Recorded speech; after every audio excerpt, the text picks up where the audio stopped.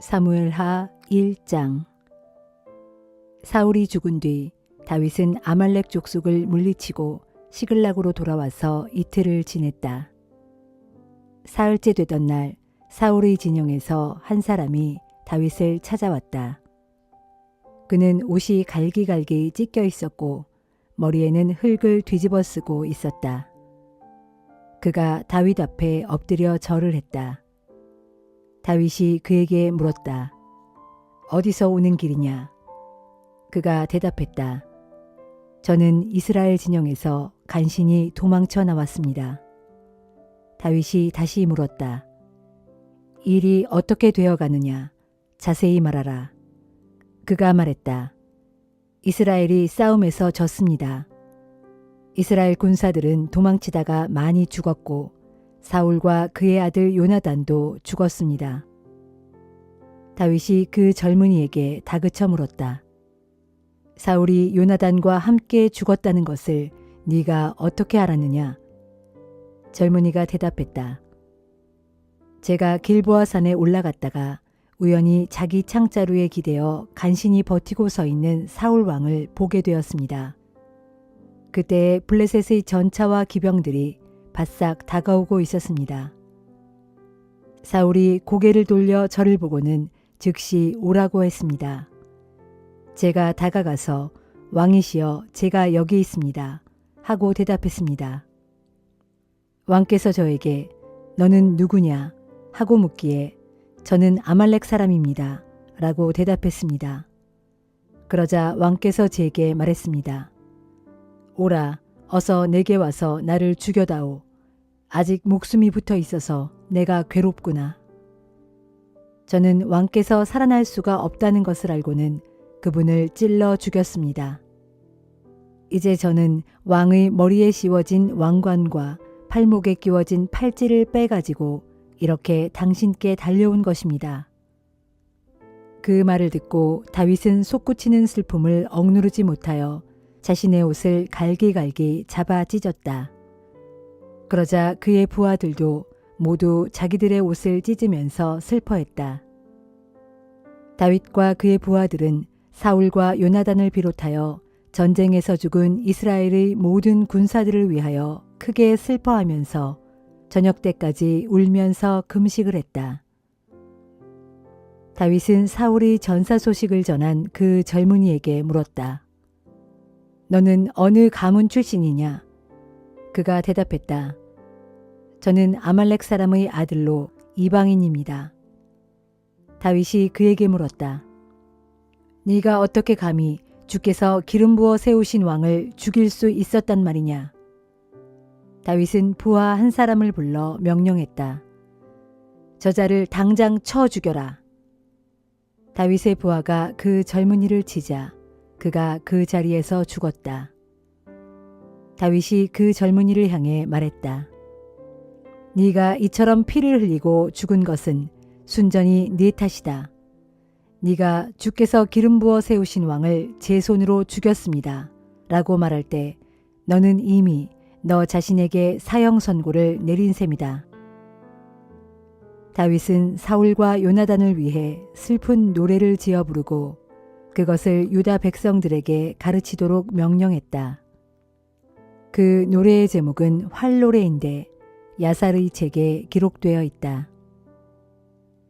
아 이스라엘이여 내 영광이요 내 자랑이던 젊은이들이 네 산 위에 죽어 널려 있구나. 어쩌다가 용사들이 모두 쓰러져 죽었느냐. 그러나 가드와 아스글론에는 이 일을 소문내지 말아라.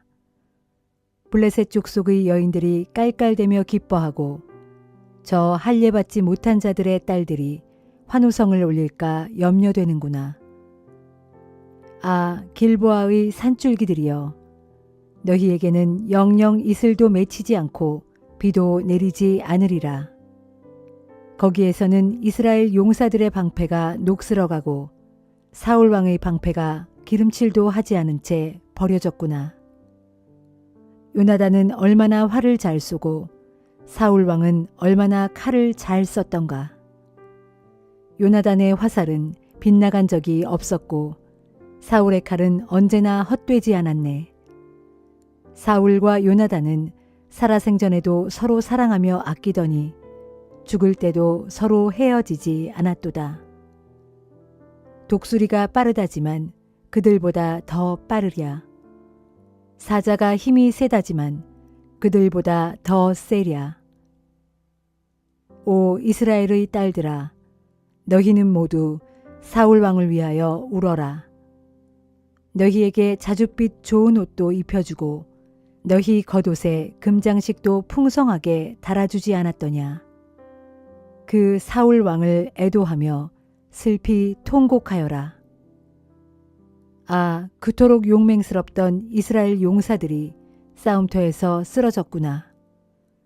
요나단이여, 어쩌다가 그리 산 위에서 쓰러졌는가. 아, 나의 형 요나단이여, 나의 가장 좋은 친구 요나단이여, 형 생각에 내 가슴은 이토록 미어지오. 여느 여인의 사랑인들 형의 우정을 따를 수 있었겠소. 아, 슬프다. 용사들은 쓰러져 죽고 무기들은 버려졌구나.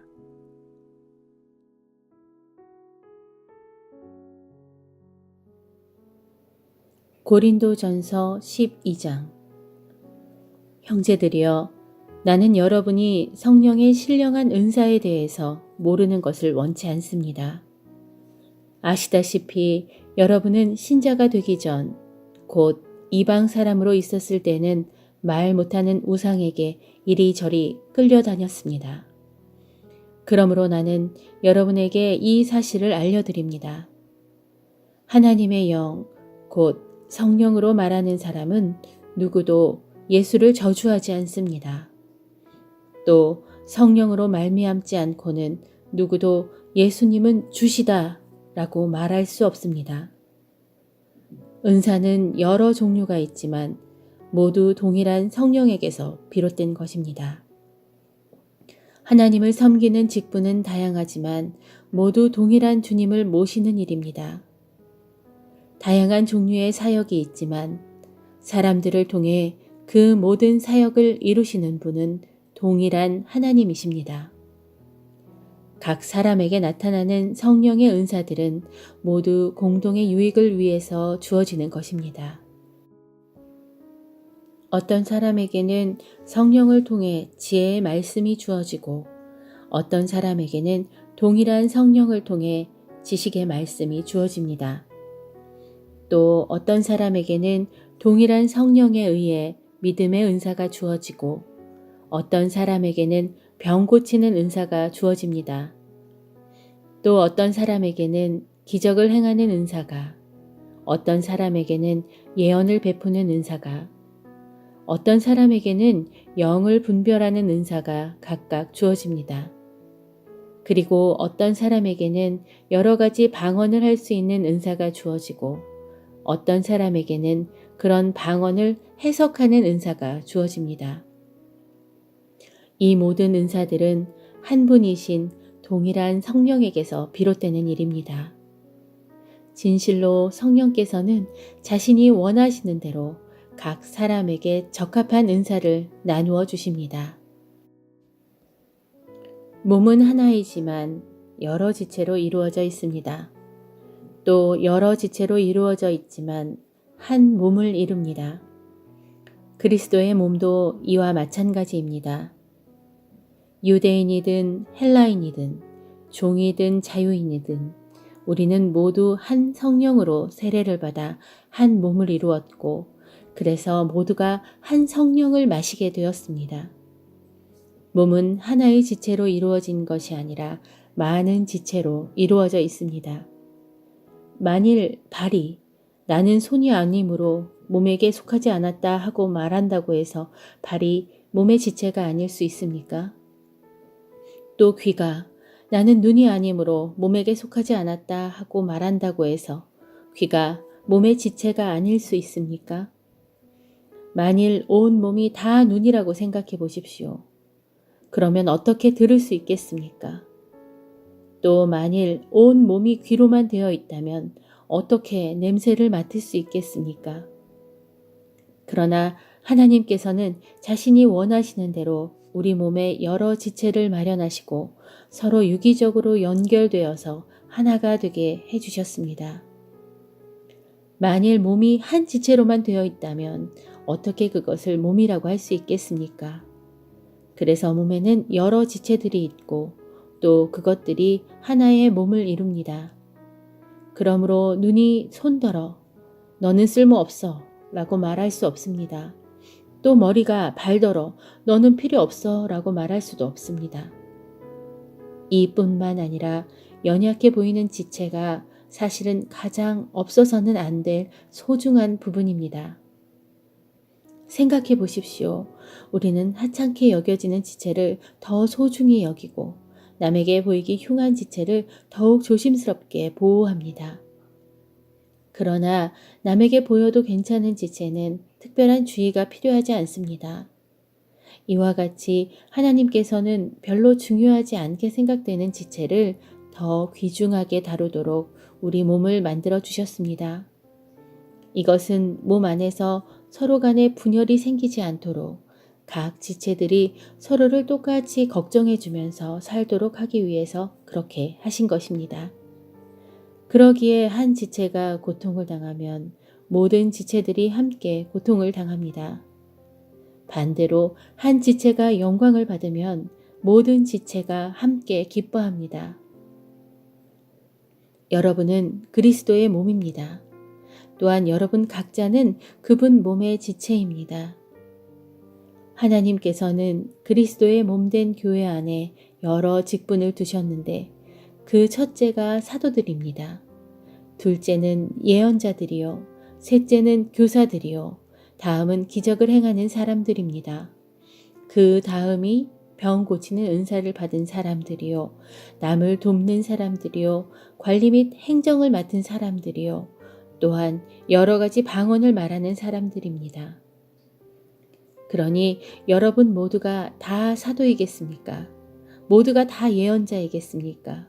모두가 다 교사이겠습니까? 모두가 다 기적을 행하는 사람이겠습니까? 모두가 다 병 고치는 은사를 받은 사람이겠습니까? 모두가 다 방언을 말하는 사람이겠습니까? 모두가 다 방언을 해석하는 은사를 받은 사람이겠습니까? 그렇지 않습니다. 여러분은 각자 다른 은사를 받았습니다. 그러나 여러분은 더 큰 은사를 받을 수 있도록 열심히 구하십시오. 이제 내가 이러한 은사들보다 더 나은 것을 여러분에게 알려드리겠습니다.